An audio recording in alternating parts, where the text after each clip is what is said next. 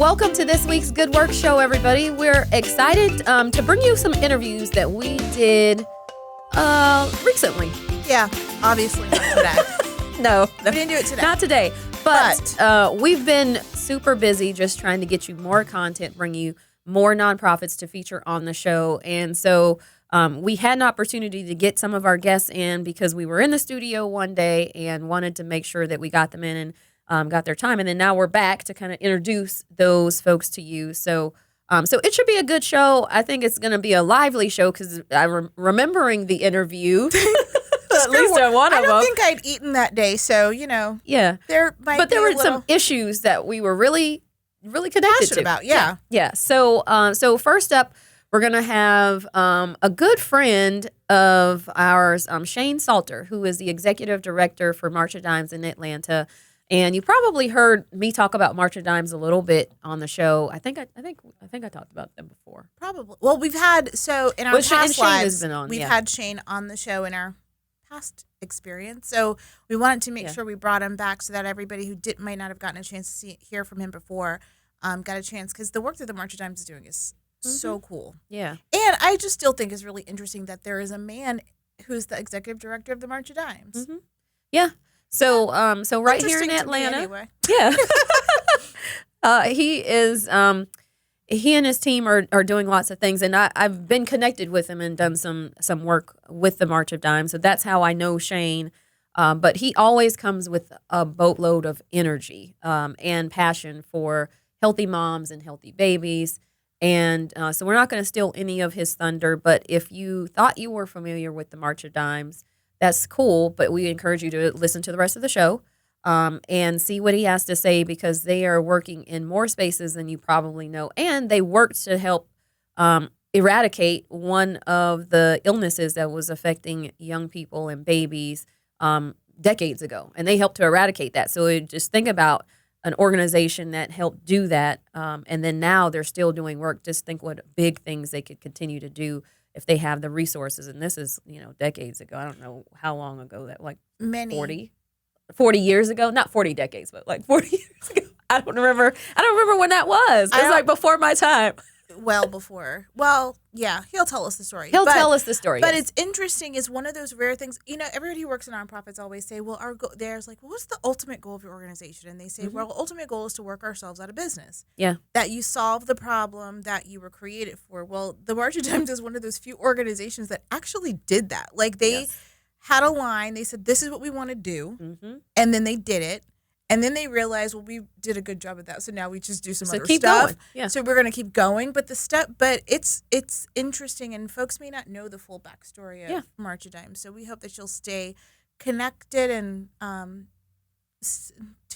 keep listening. But there's lots of ways you can join in too. Yes. So if you thought like, oh, I round up at Publix or Kroger or whichever store has, I can't ever keep up, but they both do a great job of supporting, rounding up for something. And so I think March of Dimes has been part of that before. Mm-hmm. But if you're like, oh, that's great, I do that, there are so many other ways you can play, and some of them are super fun.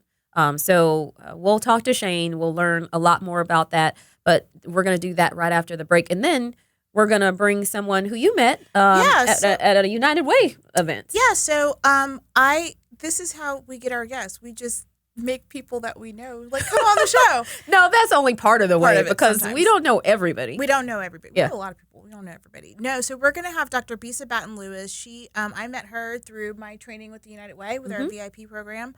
But she is the president of the Black Childcare Development Institute. So, we're going to have Shane here talking about the moms and babies, and then Bisa and her group kind of pick them up a little bit older and kind of shepherd them through the next part of their lives. So she's going to come in and talk about what the work that they're doing about families and healthy families here in Atlanta. And actually, the organization is based here in Atlanta and is called the Atlanta chapter or I think the like Atlanta that. affiliate, but right? they serve the entire state of Georgia. Yes. So there's resources available all over the place. So we have a very kids and babies and families. Yeah. But it's not only that; it's for everybody. Because, it is, yes. But like if you were a kid, then it affects you, right? So or if you care about babies, yeah. If you have a family, or if you have or if you're living in society, you should watch the show. That's true. If you care about the continuation of the human race, basically, you should care about this because it's babies, and without them, the children are our future. Teach them well and let them lead the way. Please don't break out in song. Oh, I'm not. Trust me. You were never in danger of that. Okay, good. Please. Yeah. I don't know that. You may be able to sing. I have no idea. Nope. Mm-mm. Okay. No. So there's one thing that people need to understand, and a lot of people don't know this, is you have to know your limitations. And I already know that isn't where my strength is. I can talk all day long. No. And talk all day long. I've been all of my career, I've been paid to talk, to communicate. You're very good at it. Not to sing. That is not, no, I'm going to leave that up to the professionals who do that. Now, I can tell you if people are not singing well. Now, although my ear may not be good to be able to sing it, when I hear it, and a lot of people can do that. When it comes out wrong, I can help identify that. I don't think that was right. Yeah, I don't think so. I don't know what key it was, and I'm not sure what key it wasn't, but it didn't flow. It wasn't right. I feel like now that we've had the show about babies, now we need to have a show like with puppies. Oh, well, we could have a. We haven't had a good animal show in a while. Yeah, that's true. We should find one. You had the one with the horses. Remember, you should get them back on. That's true. Though, so my next statement was going to be, now that we have like the video component, then we could like hold the puppy while we talk to them. No, I don't think that's a great idea. I don't think we can hold a horse. I don't think we should bring the dog in here. Why? This is not Ed McMahon on the Tonight Show. This is not. We're not doing that part. Why would you not want to have a puppy? I'm not saying. I'm just saying that's not our lane, though. But if we're talking about like animal rescue, I think you should hold up a picture. But there could be like a sleeping puppy on the table. How do you know it's gonna stay asleep? There's too many. See, when you add other elements, that's where you got to know your limitations. When you add other elements in here that are uncontrollable. But it makes it for an exciting show. Oh, we could just, puppy picture. And we can zoom in on it. I think we need to just take a vote. We should ask folks, would you rather see a slightly possible uncontrolled show with a real puppy or a picture of a puppy? It might be interesting, but I'm telling you, like, we should just keep it on track. I just don't think we should stay in our lane. Okay, we should stay in our lane. Okay, what about a kitten? They don't really make noises. I don't do cats. You don't like cats. Mm-mm. So that's over. We're not going to have birds, obviously. Because you don't like birds. Right. Yeah. A bird is like, you don't control a bird anyway. I mean, unless they're at that's my point. The thing where they on your hand and, like the hawks where they fly around. I guess you don't even control those either. But I've seen people have them as pets where they have them on their, they have that glove thing on and they hold them. No. I'm not saying I would do it, but I've seen that before. I mean, I've seen it, but I just don't trust it. Yeah. There was actually an article recently that birds are getting more aggressive, and there was a thing, and it was like, you're not all birds? All birds. They're like, you're not making it up in your head. There is something going on with the birds and how they are. Is it like global warming? It might have been. I didn't read the article because it freaked me out. But you didn't read the article? Because when you that had pictures of the birds? Oh. See, I don't like that. There was also, I was really mad. CNN, how CNN sends the news alerts? Yes. And it pops up on my watch. And there was just something about like the super strain of cockroaches. Oh, I saw that. Yeah. And the first thing when you open it up was a big roach. I saw that. But the picture showed up on my watch. So I go and I get this buzz and I turned and I looked at it and there's this giant picture of like a super strain cockroach on my, and I'm like. Now they need to figure out that problem because if bug spray doesn't work, I'm gonna fire the people who I have spray in my house. I'm gonna need you to figure out what combination of things. Just keep them outside. Like I just need this barrier shield around. I really do feel like when they're like people that are like, oh, I would survive the apocalypse. I wouldn't, because if I have to fight. Wait a minute. That means you have to eat the bugs? I don't know, but if I have to, if I had to go through life like with the idea that being what was left behind were like the roaches that nothing else would kill, I'd want to die too. I just would not want to participate in that life. I just wouldn't. Yeah, I don't think I would be called to be the last person. I don't think so. When I think when other people are running, that's your automatic cue to run and go ahead of them. And so if that was running to the danger, because I just wouldn't. I wouldn't be the one to try to try to do it. I just think about I never watched The Walking Dead because, again, don't like stuff like that. I just don't know that I'd want to live my entire life running from the zombies and trying to like scavenge for food. It just seems too hard. That's not going to be a life, though. It just seems too hard. It's just like, whatever, let the zombie have me. Whatever's fine. That's just in somebody's mind. That's never going to happen. I'm not saying. I just don't think it's like that. That's not The Walking it's just Dead, interesting content. But just in general, or even like you'll never in danger of that. Like the Will Smith movie where he was out there and he was like fighting. Oh, I know what you're talking about. I'm like, I don't want to do that. I don't think I would. I wouldn't make it. I would not be in the group because I would have given up a long time before that. There's really no reason after a certain amount of time when you see what's going on around you. You I'm just like, whatever, take me. Yeah, you should. I'm good. Just if you can't beat them, join them. That's what you should when do. When the machine uprising happens, I'm with you guys. Yeah. I'm not going to fight back. Yeah, I'm with you. Just go with them.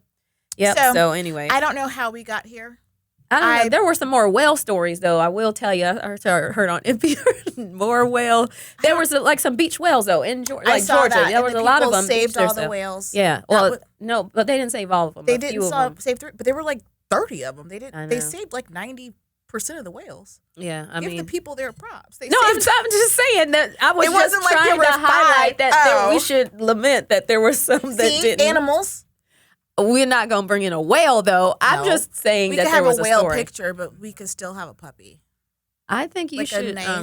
We feed do the that puppy. when I'm on vacation. Maybe we feed the puppy and then he'll be sleepy. See, now that's the little extra. Anyway, you should just get a dog for your house. No. And on that note, we'll be back right after this with Shane Salter and the March of Dimes. All right. You're listening to The Good Work Show. To learn more about the show and how your company can tell their story, like us on Facebook and follow us on Twitter @GoodWorkShow. Audience, welcome back to The Good Work Show. We're sitting here with We're so excited. I know. Like this guy's got energy overload. Oh like my gosh. And for the organization, that's like super cool because you keep it going. So anyway, without further ado, this is Shane Salter. He is the executive director of March of Dimes right here in Atlanta. Thank you so much for being here. Thank you for having me. Yes, Good to be here with you guys. I know. We talk about March of Dimes a lot on the show, and particularly because of the connection that I had, which I'm so thankful for the opportunity to work with March of Dimes. But for those people, and everybody has probably heard of March of Dimes, and maybe you've given to March of Dimes, but if people don't really know what the mission of March of Dimes is and really what you do, but maybe they've contributed maybe at the grocery store, maybe they've rounded up, or maybe they've seen things at the hospital or given in one way or same form or fashion. Tell us all about the organization and what it does. March of Dimes is an organization that leads the fight for the health of all moms and babies. And what does that really mean? I kind of found a way to kind of bring it home to the average person, right? Mm-hmm. All right, so if you were born and you got whacked on your bottom when you came out the womb, you're a March of Dimes baby. That's everybody, right? So that's everybody. Yeah. Everybody who was born is a March of Dimes baby. Mm-hmm. If you've taken folic acid in preparation for pregnancy, you're a March of Dimes baby. If you've got your heels stuck, you're a March of Dimes baby. So what we really do is we really do lead lead the fight for the health of all moms and babies. Fantastic. Ooh. Yeah. And moms and babies are going to continue to be forever. That's right. There's always going to be a need. A mom and a baby. That's for right. March of Dimes. Right. Yeah. So talk to us about the history of the organization, because, you just talked about some stuff that, everybody has heard about those things, but they do not associate it with the March of Dimes. So talk to us about the history of the organization and then some of those key things that you guys have kind of put into common practice that are just taken for granted at this point, that the organization has been responsible for over the years. So March of Dimes was started in 1938, and it was really in response to the polio crises. And we had the president at the time, it's a bully using his bully pulpit and calling everybody to send in their dimes so that we could find a cure. And one of the reasons that I like being a part of March of Dimes, and I encourage people to support the organization, is because we're one of those few nonprofits that set out with a mission and we accomplished it. So we set out to find a cure for polio. We found that cure. Yeah. And then we pivoted. Once we did that, we could have closed shop and gone away. But then we decided to focus on birth defects and prematurity. And that's how we've evolved to the space that we're in now. Yeah. Cool. I think that's super important, though, that you said that, because there are lots of organizations working, and not that they're not doing a good job in trying to make strides, but March of Dimes, there was a cure for polio. I mean, there was an end to that. And now, but the organization didn't stop there, and they're like, there's so much more to be done. There is so much more to be done. We are finding that right here in Georgia, while we are a great place, #1 state to do business, we're not a very good state. In fact, we're doing very poorly when it comes to the health and well-being of the moms and babies, and around prematurity. It continues to climb and worsen in most areas. So we've got to get ahead of that. So we're beginning now to galvanize and leverage the resources that we have and the voices in the community to bring attention to the fact that moms are dying here post-childbirth in disproportionate rates. Yeah. And that, boy, some of the stories that March of Dimes has highlighted, some of the ambassadors for the organization, we've heard some of their stories, are remarkably resilient, but at the same time, they are, you can hear, and there may have been things that people could have done, or maybe not, but in whether there's new medicine or whether connecting to healthcare, even at all in some cases, because there's some places, if people don't know, there's some places where there isn't a birthing hospital. That's right. We have almost half the counties. Do you know that in Georgia? We have 159 counties here in Georgia, and about a good half of them are what we would call maternal deserts. And that means that basically the resources are not really there, or are inadequate to ensure that people are receiving the kind of care, medical care, that they need. Can you believe that? Yeah. This day and so time? if you're pregnant somewhere, you have to drive out of your county in some cases to go to just I feel like to this just is have the about baby. to be another soapbox moment for me, because things just make me angry and then I start fussing about it. That's crazy. It is, It is isn't it? 2019. It's 2019. I'm like, this is just So we have to figure out ways that we can engage these moms and get them the resources that they need. And we don't offer training for other kinds of childbirth either. So even though you may not be able to go, there was a time that, you wouldn't have had a hospital, but there was like a person or a midwife or a doula or and there are somebody. a couple of counties where there's no medical professional at all. Yeah. It's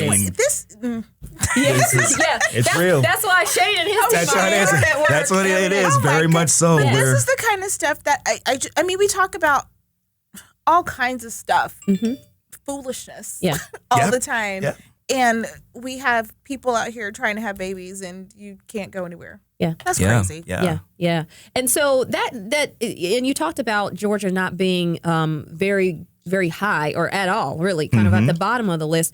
You guys have a scorecard. So talk to us about the scorecard, because it breaks all of this down. That's right. And not just it's Shane Salter and team that are saying it, but that there really is a list. That's right. And Georgia's at the bottom. We're at the bottom. We have a D as a state. So we give a report card each year. It comes out around in November during Prematurity Awareness Month. And Georgia's currently operating with a D, and we are just a couple of points from an F. Wow. That's where we are as a state. Wow. And we can and must do better, you guys. Yes. We can. We just, this is unacceptable. And I am coming from the school of thought that the more we become aware, the better we'll do. Yeah. I think that the issue is the conversation hasn't been had in a very real way and around the right peoples who can own it as a community. We've got to own this issue. We've got to decide that this is unacceptable for us, and then hold policymakers accountable and other folks that are providing services accountable to ensure that all the people who need them are getting them. Yeah. So March of Dimes is not only working in the awareness space, but you also work a little bit in the policy space too, which is super important when we're talking about getting healthcare and access to healthcare to people in our own state who don't have it. That's absolutely right. That's right. And so we have folks that work on the advocacy side. So sometimes people will ask you, so what are you doing here? How does March of Dimes show up here? A lot of it is in advocacy. We really try to make sure that the laws that are passed are laws that are favorable to moms and babies, that the resources that are needed for things like collecting data. Do you know we're a couple of years behind on the data to know what's the percentage of moms that are actually dying each year? Really? What are really, just to track the data in real time. So we were able to advocate and get funding to have an RFP issued so that we can catch up on at least knowing where are we as a state. Yeah. Yeah. Wow. And that's super important because when you talk about the data, that's where you're funding. When you're a nonprofit, That's right. That's exactly right. You gotta That's have right. that data. That's so we right. can't be behind as a state and then expect for the money to come. That's absolutely right. When we don't have the data. You've got to make People the should be compelling really case. mad. Yeah. She's really angry. Everybody's a March of Dimes baby. Everybody listening, you know. Everybody is a March of It's Dimes baby. Just Yeah. crazy. Yes, that yes. For all the focus that we put on a lot of different issues, I think that's just the thing that, we think about here in the state of Georgia. There's been a lot of conversation about a lot of different laws that are passed and a lot of different things, and folks claim to care about some stuff, but then when you start talking about the nuts and bolts of what's really going on, it's not like the two things don't support each other. So, Shane is very important. And the People phone are is just telling going him, off. I forgot to cut off the phone. I'm like, His oh, team, of all the his March of time. Dimes team is like, we need you. Oh gosh, I don't know about that, but one of the things that I also that became really clear to me, the reason I put it into context of us, Georgia being the number one state years running now to do business, but then how do we have this as an outcome, right? Right. But I think and we talked about raising awareness. I am absolutely convinced that until we get in front of the right people who understand what the potential economic threat to this from this crisis is, right? Are you going to want to relocate your business to a state that is at the bottom for moms and babies? That's right. You Right. follow me? Yep, So yep. until that starts resonating with all the powers that be, and then when that happens, then we will own it collectively, and that's when we'll have the kind of impact we see. Wow. Yeah. Yeah, that's a huge point though. And so many companies are coming in and they're bringing younger talent here, and those Yes. people who are here, they're going to want to start families at That's some right. point. Yes. They're not going to want to stay in a state where, especially if they're and talk about trying to get those businesses outside of Metro Atlanta Absolutely. even, and trying to grow other parts of the state. Absolutely. If you There's can't not a have there's not a That's right. birthing basic hospital That's there. right. that access has- That's right. to Yeah. information, That's right. because what family was like, honey, let's move, and you're like, I am not going there. That's right. That's right. But it's almost like at some point the way that you would think about moving to a third world country, and you don't want to put it on that same level. But if you were to say, well, we have this great opportunity, I can have a job in this area, That's right. and then you start looking at what resources and what is your support network that's there, and some real basic stuff isn't available. Yeah. That's I ain't going there. That's absolutely right. Yeah. And that's going to become very real if we don't get ahead of this. So we've got good healthcare practitioners here. Don't get me wrong. We've got great Absolutely. hospitals here. But the fact still remains we're not doing well when it comes to this particular issue. Yeah. And it begins with having an honest conversation about it, not running from it, but trying to get our hands behind why. Why is this needle not moving in the way that it should be? Yep. Yep. So we got about a minute left, Shane. We're going to take a break. We're going to come back. We're going to talk about some of the ways that people can plug into the March of Dimes, because you have opportunities all over the place Yes. where people can get involved, where they can, they can donate money, but they can either just support the issue and try to get the word out. So we want to make sure that people understand how they can get involved and where they can plug in. But then I want you to share some of the stories about some of the ambassador families. I think they are the ones that I've heard, and the ones recently, and you probably have a bank of them in your mind that are even, even more of them than I've had. But they are so impactful. And what these families have gone through, but they're willing to share their story to raise awareness to get this out. Are so brave of them. But I think it would be great for our listeners to hear some of that. So it really puts it into perspective. We're talking about a lot of things, policy and numbers and money and business. And yeah, that's great. But when it comes down to it, it's about people. Yes. And so I want to make sure that we get that across. So stick with us. Will do. Stick with us, audience. We're going to take a break. We're going to come back. You're listening to The Good Work Show. To learn more about the show and how your company can tell their story, like us on Facebook and follow us on Twitter @GoodWorkShow. Audience, we're back on the Good Work Show, and we have been chatting with Shane Salter, who is the executive director of March of Dimes right here in Atlanta. We talked a lot about how the organization was founded, the early history, but then we were digging into, unfortunately, why March of Dimes exists is because the fight for moms and babies is an ongoing fight. And in particular, in our state of Georgia, it's a little bit of an uphill fight, a little bit of uphill battle because we're a little bit behind or a lot behind. Where we need to be. Let's not soft pedal this. We got a lot of work to do. We got some work to do in our do. state.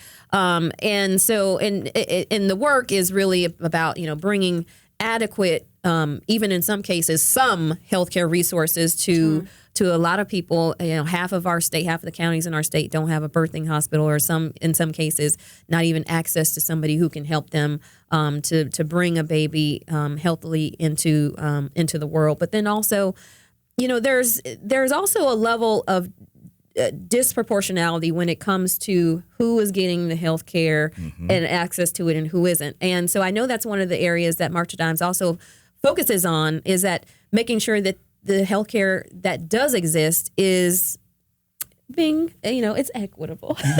That is very true. And it's and one of the things, in addition to prematurity, because I'm going to share with you, two stories I'll give you real quick. One about prematurity and one about the disproportionate impact on families of color. This one particular brother shares his story about how his wife, they were going to the hospital, and I want to say it was they were about to have their third child. So they'd been through this before. And she goes to the hospital. They're from a prominent family, but because of the bias that they know that we face when we get to the hospital, she makes sure that her clothes are packed. She has the right clothes so they have the right impression of her when she gets to the hospital. Fast forward, she tells after she delivers that she's just not feeling well. Something's not right. And they minimized, overlooked, just told her she's fine. Within hours, she was dead. Wow. And why I share that story is because we have to do a better job also of listening to women and not approaching the care that we provide with bias, and an inability to hear. So that's that one story. The other one that's also very moving to me is on a different lens. There's a board member that I work with, and he is the father of 3 children. But 2 of them were lost. They were 3 preemies, and they were two of them were lost, and they were lost based on an infection that back then we couldn't get our hands around as well as we do today. The part that's hard for me to hear, and when I see him get most emotional and choked, is when is the fact that he now knows that because of March of Dimes, if those children were born today, all 3 of them possibly would be here. And based on what took them out of here, the health concerns. So when you think about the value added for March of Dimes, just want you to understand we show up in ways that you may not see directly, but we have all been touched by the research. We have 6 prematurity research centers that are focusing on all the different causes. We just recently announced that we're piloting a device. Can you imagine this? That is almost like an EKG that a woman can now strap around her tummy, and it can monitor the contractions and tell us where the contractions are coming from. So imagine a pacemaker for the uterus. Wow. That's sort of the equivalent of it. Because would you believe it that we're still struggling to get our hands around the causes of contractions and where they were coming from, and we were operating with a certain set of information that's now being informed otherwise through the research. Wow. So I'm proud. I'm all over the work that we do at March of Dimes, and proud of the volunteers and all of the community's response to our work. Yeah, that's super cool. And you talk about technological advances. That is really cool, but it also seems like, well, how come we didn't have that before? I mean, I was listening to a story just yesterday. Not the whales. No, it wasn't the whales. It was another one on PR. But I'm obsessed with this whale story. So I just want to interesting story. And I hate to say I'm not even interested in whales, but it was very interesting. But anyway, this one was about people using their mind to move things. I mean, this technology is already out there. Wow. So if we're already at that point, how come this is like ground? You know what I mean? Yeah. It really seems like, especially for technology, and there are babies being born every single day. And there will continue to be babies born every single day. Why are we just now getting to the point where we're thinking about the healthcare of moms and babies? I've already told you. It's a rhetorical question. I'm kind of on like 7 right now. What's your thought about why we're here? I'm just curious. Rhetorical question, but I know why. But when did we start having female doctors and people and female researchers and talking about issues? I mean, I'm just saying. Or getting the data that what is the maternal? Just to think about like a person, the story about the mother. I think about the story that Serena Williams shared. Yes. Right. This is a world class athlete who's done nothing for the last 20 years, has been in tune with her body, Right. and she goes in to have a baby, and she's like, "This is an issue I've dealt with before. I am having a problem." Right. Wow. And just being completely like, I have blood clots. I've known that. I've had to deal with it as a part of who I am and what I do. Right. But now in the context of having a baby, right, her idea are just completely discounted. That's right. And it's just like, well, there it is. You said it right. I think we have to be no longer afraid to talk about or uncomfortable talking about racism. Mm-hmm. We are very comfortable talking about poverty, but we don't.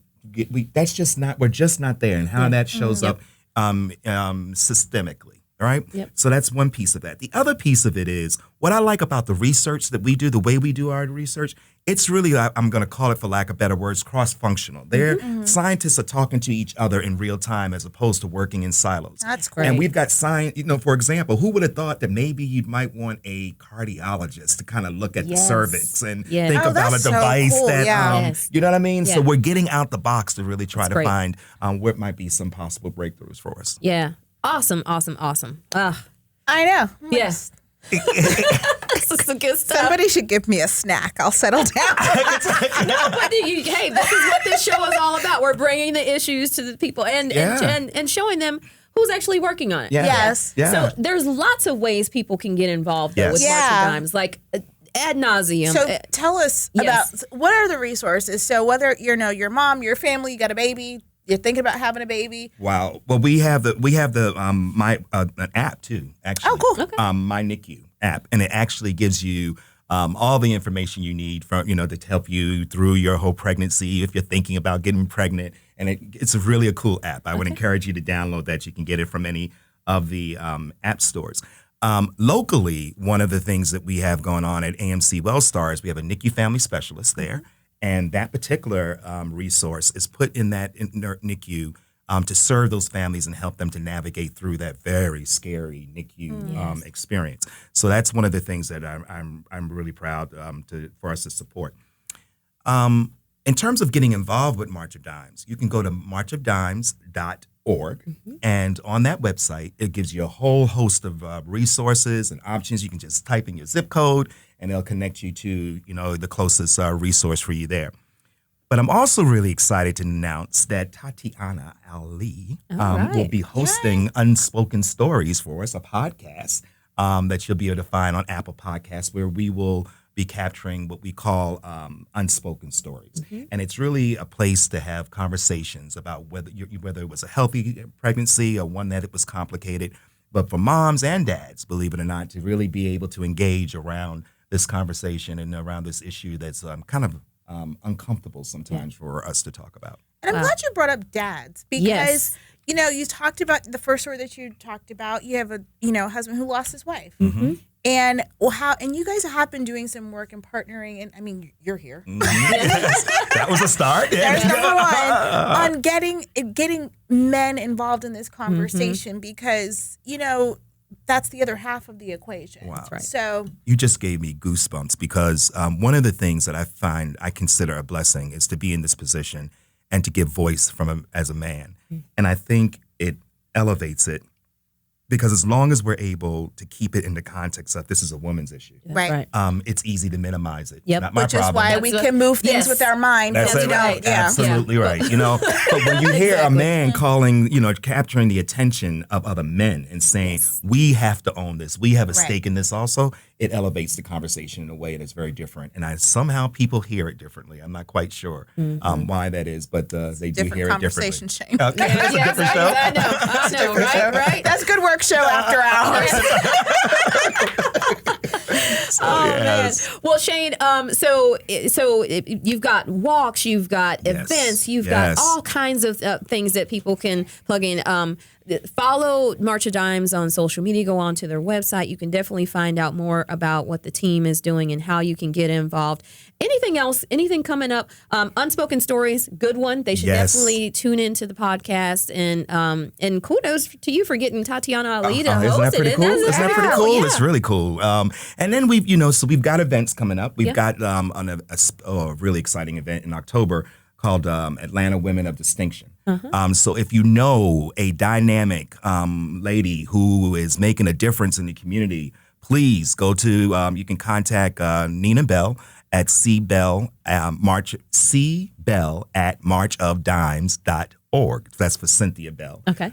Reach out to her if you know it's an extraordinary woman that you would like to nominate. Also, we have Nurse of the Year coming up in November. Oh, nice. So if you know a nurse that's made a big difference in your life, and doesn't have to be a maternal child health nurse, although you can do that too, but any nurse, a school nurse that you know has been impactful, consider nominating a nurse and letting them know how much we appreciate the work that they're doing in our community. Wow, fantastic. Shane, super cool to have you on. You've been on cool to before, be but here.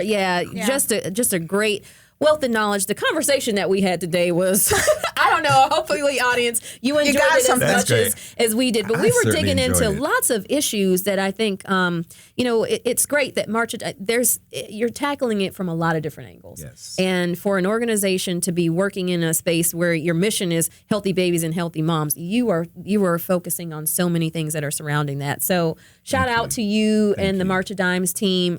We got your back over here at the Good Work Show. Yes, Thank you. absolutely. Yes. And thanks for the good work that y'all are doing. Thank you. Absolutely. Yes, indeed. I hope to be back again. Yes, you will. You're listening to The Good Work Show. To learn more about the show and how your company can tell their story, like us on Facebook and follow us on Twitter @GoodWorkShow. Audience, welcome back to The Good Work Show. We are excited because we have Dr. Bisa Batten Lewis, who is the president of the Atlanta affiliate for Black Childcare Development Institute. Welcome to the show. Thank you. Yeah, so do you like to be called Dr. Lewis? I want to make sure. Oh my gosh. No. People ask me that. My coin name is Dr. Bisa. Dr. Bisa. All right, I like it. That's what people We're going to know go me with it, Dr. Bisa. Okay, so tell us about the organization. Tell us about Black Childcare Development Institute and the mission of the organization. Okay. So Black Child Development Institute is the state affiliate for the National Black Child Development Institute, which is in the D.C. area. There are 30 affiliates around the nation. So we are in Atlanta, but we cover the state of Georgia.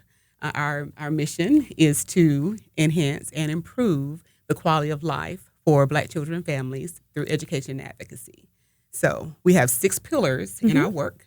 So we have early care and education, literacy, child health, child welfare. I always feel that one.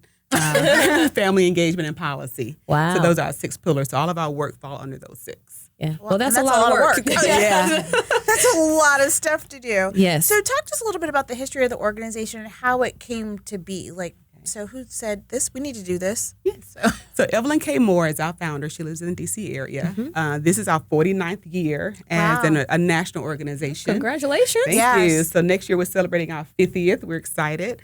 Hopefully we'll take that back to D.C. With our annual conference. This year we're in Chicago for our national conference. So with the organization, she felt like that we needed an organization that focused on children of color specifically and their families. We have a number of organizations that focus on children and families, but we know there's a difference in what children need who are in the Black community. She started with the Perry Preschool Study. The Perry Preschool Study they followed children, and they're now adults, and they still follow them to study. And this research is used, their learning, the environments, their education, all the way up to now, and how it affected them in the way that they implemented the study. Wow. So it's really cool that that study is one of the 3 key studies in early care and education that's used for Black children. So we have blossomed since then. Our organization in Atlanta started in 1981, so we're excited to be. Well, I'm sure you're gleaning tons of information, though, from that longitudinal study, and you're talking about the span, but that also spans time, and so you get to, factor in what was going on environmentally that changes, what happens with the people who are in the study. So that's fantastic. Yes. So tell us about some of the programming that you have. So you've got something that's called Being Black is Not a Risk Factor program. And so that sounds real interesting. So I know we want to dig into that a little bit. Talk to us about what that means and what's involved in that program. So Being Black is Not a Risk Factor is our report, an annual report that comes out. Based on where our national conference is, it was based on that particular area. So 2017, our conference was here in Atlanta. So we had the Georgia, Being Black is Not a Risk Factor, Georgia. And what it focuses on is the positive data on Black children. Because we know that most of the all of the studies, honestly, we're at the bottom of every measure. And, there's a need for that when it comes to funding. Most organizations, they use those data, that data to get their funding. But the truth of the matter is that Black children, we do have Black children who do well in science and math, and we want to show that it's not just about the negative, because people need the negative for their own purposes. However, there is positive data on Black children. So based on where our national conference is every year, the study comes out that following year about that particular state and the positive data on children of color. Oh, that's really cool. Yeah. So Being Black is not a risk factor. Yeah, so people need to go check that out and kind of see, and see what the factors were. And we're lucky that we're here in Atlanta and Georgia that we have that information for our area. So folks should go check that out and see what all the good news is. We like sharing good news on the Good Work Show. That's right. So you also have your Think Babies campaign, and everybody loves a baby. So tell us a little bit about that. You're focusing on infants and their families. So tell us about what is involved in that. Okay. So we love to take credit for the campaign. We are a partner in the campaign. Okay. The campaign is actually an initiative through 0 to 3. It's a national organization as well that focuses on children from ages birth to 3 years of age. So we partner with them to basically have more education out there about the infant mortality rate. I don't know if people realize it, but oh my gosh, a lot of babies don't make it. Yeah. There's a lot of trauma. There's just so many issues with infant health. So that whole initiative focuses on the young children, the babies, and the toddlers. So we partnered through our national office there, and we had a state summit in March. So that was our focus, was infants and toddlers. So we had 154 people. It was free. Here at the Loudermilk Center, sponsored by United Way of Greater Atlanta. Thank you, United Way. Breakfast, lunch. We had 3 rounds of 5 concurrent sessions. So we had 15 concurrent sessions. We had a call to action because it was during the legislative session. We had a keynote speaker. It was an awesome event. And so this year next year to 2 days. Oh, cool. Yes. Yeah. So tell us the dates. How can people plug in and get involved in that event? Great. So we'll be announcing it soon. Our website is bcdiatlanta.org for Black Child Development Institute. So bcdiatlanta.org. And on our events page, that's where they can find our dates. They can also go on our contact page, and they can sign up for our newsletter. We have a bi-weekly newsletter that comes out, so everything's always there so people can stay posted and plugged in. Cool. Yeah. Wow. So what else is going on? So can people get access to the longitudinal study, or is that just for the team and your team to kind of design programming? Is there a pathway so, for folks who are listening and might say, wow, I'd really love to know what they were studying, or is it available even to other organizations who are creating programming, and helping either Black families or Black youth? Yes, so it's actually, they're all on our website, our national website. So nbcdi.org for the National Black Child Development Institute. It's on the website with the resources and publications. There are also a lot of white papers there. So if anyone needs positive data on children of color, then hey, come to us and it's there. Okay, fantastic. So are there I feel like you told me that there was something else going on that I probably forgot to ask you about. So is there something that we missed? Well, we have. I do feel like you emailed me something, and I'm like, so I know Bisa from something else, and I feel like you sent me an email that said, "Hey, we're doing this," and then I forgot to write it down. And so tell me, fill in the blanks. So with those 6 pillars, we have a number of programs. Okay. For the child health, we do have the Good for Me program. Okay. And Good for Me, we know in our community, in the Black community, we have high blood pressure, we have diabetes, we have all these medical concerns. So Good for Me shows children through foods It's a comprehensive curriculum. Okay. So, in our community, we make it positive. We do like watermelon. We do like sweet potatoes, but we use that to teach them language and math. So, for instance, a watermelon in Chinese is called shigua. Starts with an X. So we use that to teach them words that begins with X. They get to taste different foods. They get to it's a full curriculum. Why do we use different tools that we use in the Black community? What's the cast iron skillet and why? So we talk about that.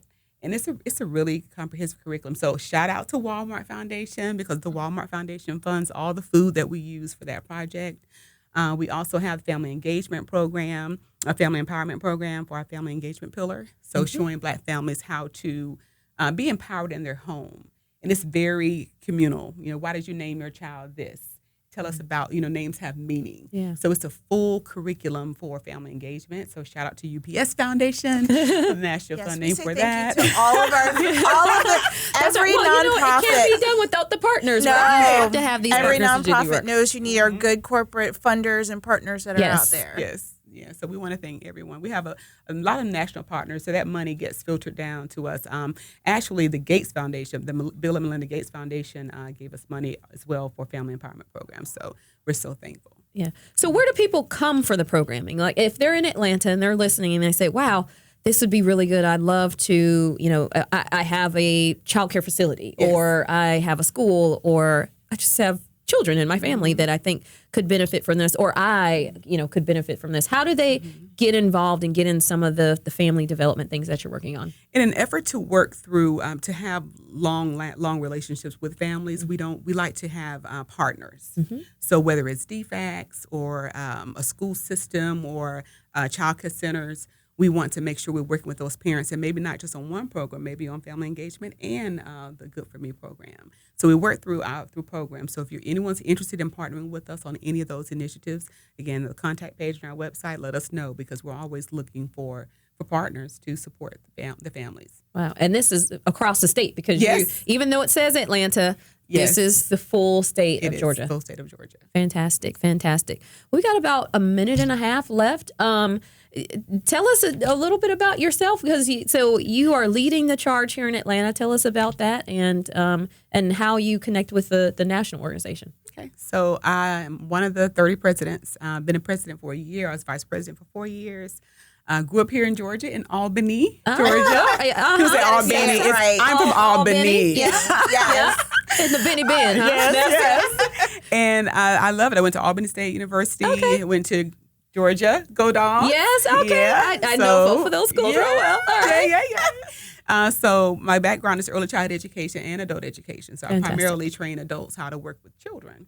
And so I do training, consulting, write a little, and just do a variety of things. I've been an educator from first grade on up to the college level. So I teach part-time at Mercer University. Okay. So I do a lot of different things in the community and, pushing the mission forward.